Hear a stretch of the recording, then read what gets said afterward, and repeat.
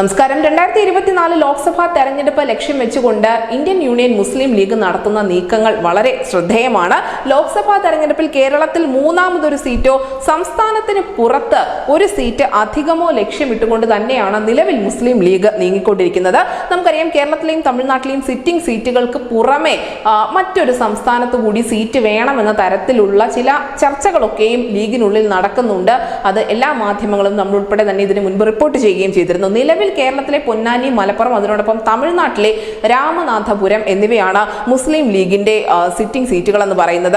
പൊന്നാനിയിൽ ഇ.ടി. മുഹമ്മദ് ബഷീറും മലപ്പുറത്ത് അബ്ദുസമൻ സമദാനിയും രാമപുരത്ത് നവാസ് ഗനിയും വിജയിച്ചതോടെ 100% 2019 ലീഗിന്റെ ഒരു വിജയ നേട്ടം എന്ന് പറയുന്നത്. നിലവിൽ എന്തായാലും ലീഗ് ഏതൊക്കെ സംസ്ഥാനങ്ങളിലേക്ക് കണ്ണുവച്ചേക്കും എന്ന തരത്തിലുള്ള ചില അഭ്യൂഹങ്ങൾ പുറത്തു വരുന്നുണ്ട്. ഇതിൽ ഏറ്റവും അധികം സാധ്യത കൽപ്പിക്കപ്പെടുന്നത് 3 സംസ്ഥാനങ്ങളാണ്. മഹാരാഷ്ട്ര, ഉത്തർപ്രദേശ്, പശ്ചിമ ബംഗാൾ എന്നീ സംസ്ഥാനങ്ങളിൽ എവിടെയെങ്കിലും ഒരു സീറ്റ് നേടിയെടുക്കുകയാണ് ലീഗിന്റെ ലക്ഷ്യം എന്നും കൂടി പറയപ്പെടുന്നുണ്ട്. യൂത്ത് ലീഗ് ദേശീയ നേതൃത്വത്തിന്റെ നിർദ്ദേശപ്രകാരമായിരുന്നു ഹിന്ദി ബിൽറ്റിൽ ഒരു സീറ്റ് ഉറപ്പിക്കുക എന്ന ഒരു വലിയ കടമ്പയിലേക്ക് മുസ്ലിം ലീഗ് കടന്നിരിക്കുന്നത്. മുസ്ലിം വോട്ടുകൾ നിർണായകമാകുന്ന ഏതെങ്കിലും ഒരു സീറ്റിൽ തന്നെയാണ് മുസ്ലിം ലീഗിന്റെ കണ്ണുള്ളത്. മഹാരാഷ്ട്രയിലെ അമരാവതിയാണ് അതിൽ ആദ്യത്തേതായി പറയപ്പെടുന്നത്. രണ്ടാമത്തെ ചോയ്സ് ഉത്തർപ്രദേശിലെ മീററ്റ് ആണ്. കഴിഞ്ഞ തവണ BJP വിജയിച്ച സീറ്റിൽ BSP രണ്ടാമതും കോൺഗ്രസ് മൂന്നാമതും എത്തിയിരുന്നു. പക്ഷേ കൂടുതൽ സാധ്യത കൽപ്പിക്കപ്പെടുന്നത് പശ്ചിമ ബംഗാളോ ഉത്തർപ്രദേശോ അല്ല, മറിച്ച് മഹാരാഷ്ട്രയാണ്. INDA മുന്നണിയുടെ ഭാഗമായ തൃണമൂൽ കോൺഗ്രസിന്റെ സിറ്റിംഗ് സീറ്റായ മുർഷിദാബാദിൽ തന്നെയാണ് ലീഗ് കണ്ണുവെക്കുന്നത്.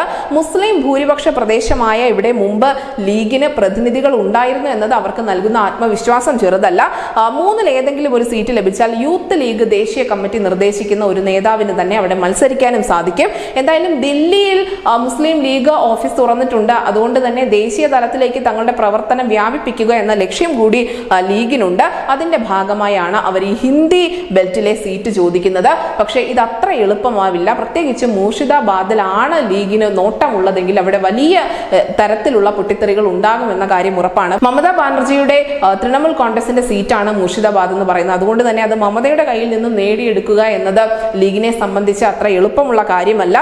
നിലവിൽ എന്തായാലും ഈ 3 സംസ്ഥാനങ്ങളിലെ സീറ്റുകൾക്കാണ് കൂടുതൽ സാധ്യത കൽപ്പിക്കപ്പെടുന്നത്. അതോ ഇതിന് കേരളത്തിൽ കൂടുതൽ സീറ്റ് നേടിയെടുക്കാനുള്ള സമ്മർദ്ദ തന്ത്രമാണോ എന്ന ഒരു സംശയം കൂടി ഉയർന്നു വരുന്നുണ്ട്. News desk city Malayalam.